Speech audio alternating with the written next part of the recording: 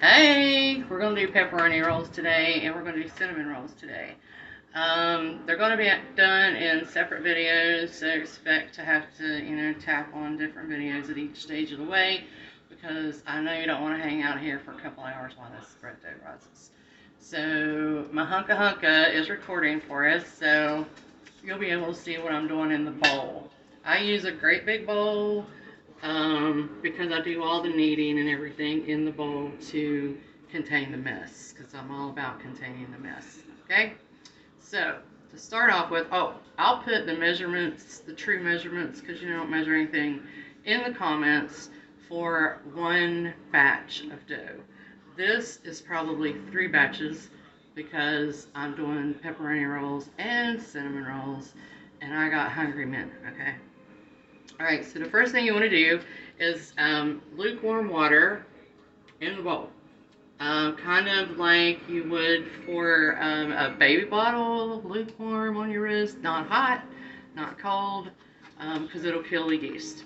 So, the whole package. We're going to put the whole 3 things in here.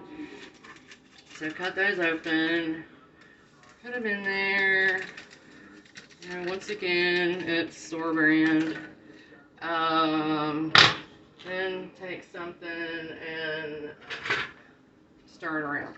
Some people say you need to wait like 5 minutes or whatever, but I don't. The next thing is you add the sugar. You'll know if your yeast is dead if you don't have bubbles. Once you put the sugar in, remember I'm making a big batch. Once you put the sugar in, the yeast dissolves, and you should see some bubbles.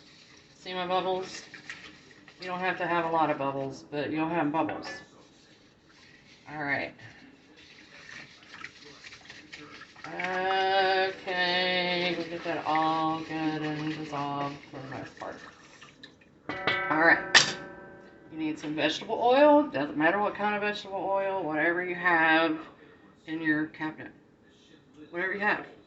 So we're going to put some vegetable oil in there. And we're going to put some salt in there. Hang on. This is how I measure salt. We're going to put some salt in there. And we're going to put some eggs in there. For one recipe, use 4 eggs. I'm going to use 6 because that is 7. Because that's what's in this egg potato. So you don't have to stick to the exact amount of eggs. I mean, you can get by with 3 eggs for a one recipe deal. But the eggs make it like smooth and less. We don't want any eggshells. Less air bubbles. This recipe generated from my mother's mother, and it's been passed down. I am teaching Max how to do it. He used to be gung-ho how to do it, but anymore he'd rather hang out in his room and all that good stuff. But he will learn it because he's the last of my line. Alright, so there we go. Now, if you have a stand mixer, you can use a stand mixer. I've never had one, and I don't like it because I never fit this much dough in a stand mixer. Okay? I use a hand mixer, and I use it as long as I can until it won't, mix, because the dough is going to get thick. But that takes out a lot of kneading, and I'm all about not some kneading. So you're going to be noisy for a minute, so just hang with me. Maybe. Alright, so we're going to stir this up so all the eggs are mixed up. Everything's good and mixed. See all those bubbles? You want to see bubbles. Are you looking in here? Mm-hmm. Like they don't want to see me. Okay. Okay.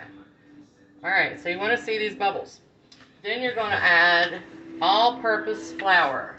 Cover that up. All-purpose flour, store brand is fine. A lot of people say you gotta use bread flour, this brand, whatever. I will say my favorite flour is Hudson Cream, but this is like half of the cost. So You want to add some flour. You want to add it like a little bit at a time. And my little bit's going to be a little bit more than your little bit. But so we're going to mix that. You just add, mix, add, mix.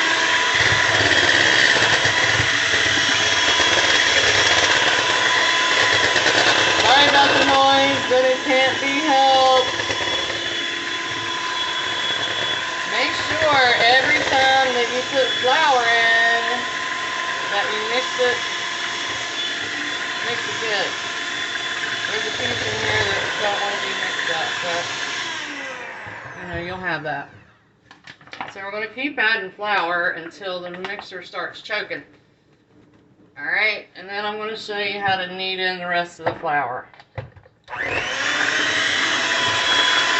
This mixer is like a $10 mixer. You don't have to have a big fancy mixer, and then that way when you burn it up, you can just buy another $10 mixer. I'm going to tell you the last mixer I had it for like 10 years.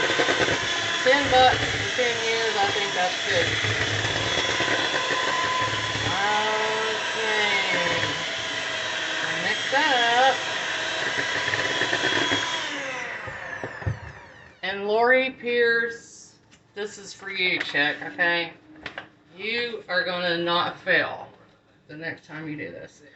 And having said that, if you do fail, which bread is kind of a thing that you have to practice on, okay? But if it fails, just throw it away. Try it again another day. Don't let it, you know, stop you from trying, because trust me, in the beginning I failed many times. Alright, so we're going to mix this up.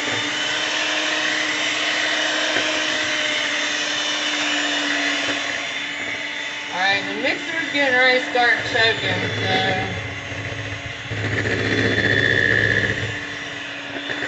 I'll have to get my hands in there in a minute, which will definitely be less noisy. If you pick your mixer up out of whatever you're mixing like that, you get clean beaters when you're done. Cake mix, muffins, bread, whatever. Alright, so the mixer, we're done with the mixer here because it's getting too thick. So, oh my gosh. This is a big thing of flour. Alright, so this is what I do. I just take my hand and I just start squishing it in there until, you know, it's absorbed somewhat. Then I put some more in there. Until I can start actually folding it in. And I go around the sides. You know, get your twirl on there. And I kind of watch how I'm moving it to the center, okay? Scoop to the center. Scoop to the center. Alright, it's still very sticky. And your end product needs to be not sticky. Pull away from the sides. And elastic. That might have been a little bit much, but that is key point with this bread. Some breads are very sticky, like, what's that one bread you like that I make? Oh, come on. Can't think of it now. It's got a weird... Ciabatta. Ciabatta. Yeah. We'll do ciabatta one day. But it's kind of a sticky. So we're turning and folding. Turning and folding. Punch it. Whatever you need to do to get that flour in there. I think this is hard to do on like a flat surface, and plus it makes a gigantic mess. So you can see it's already getting elastic. See how it comes back when I touch it? Just use the palm of your hand, get down in there. It'll come together, I promise. You can see that it's already trying to get smooth. It's definitely elastic. Good sign. Okay, before I started this, I turned the oven on at 350, even though it's going to be a while before this is ready to bake, because I taught myself a trick on how to get it to rise faster. I did use rapid rise yeast, but sometimes it just doesn't rise fast enough for me. Alright, so we're still doing the same thing. Your arm might hurt when you're done.